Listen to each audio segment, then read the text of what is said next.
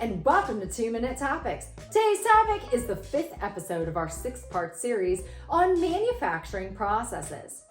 In the last episode, we discussed how to select a manufacturing type based upon your strategy.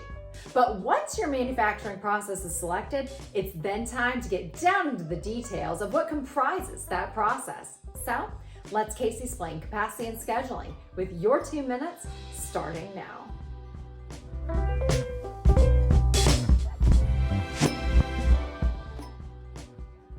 Within manufacturing, capacity is the maximum rate at which a manufacturing process produces an output within a certain time dimension.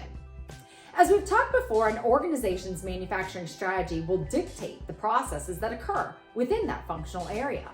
But also, as we talked before, these concepts are broken down in isolation, but in practice are very interconnected.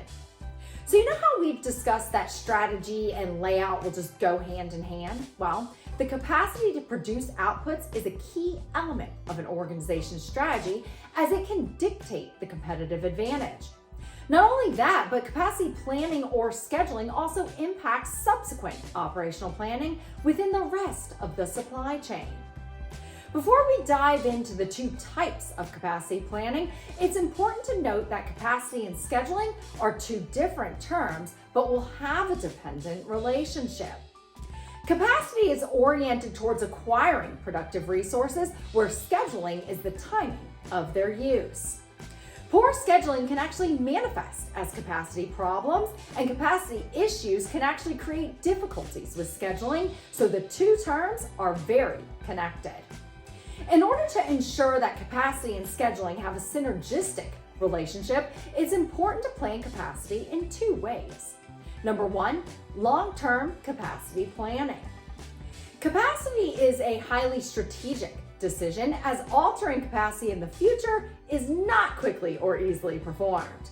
There is a direct correlation between capacity and location decisions, as facility sizes must be planned, economies of scale must be determined, and timing of capacity increments must be chosen.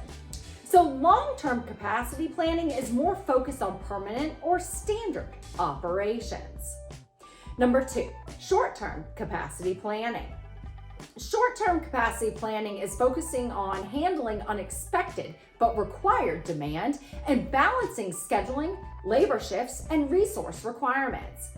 There are multiple techniques used to short-term capacity plan.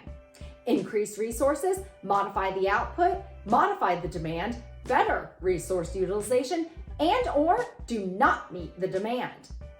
Understanding your processes goes a long way when short-term capacity is needed.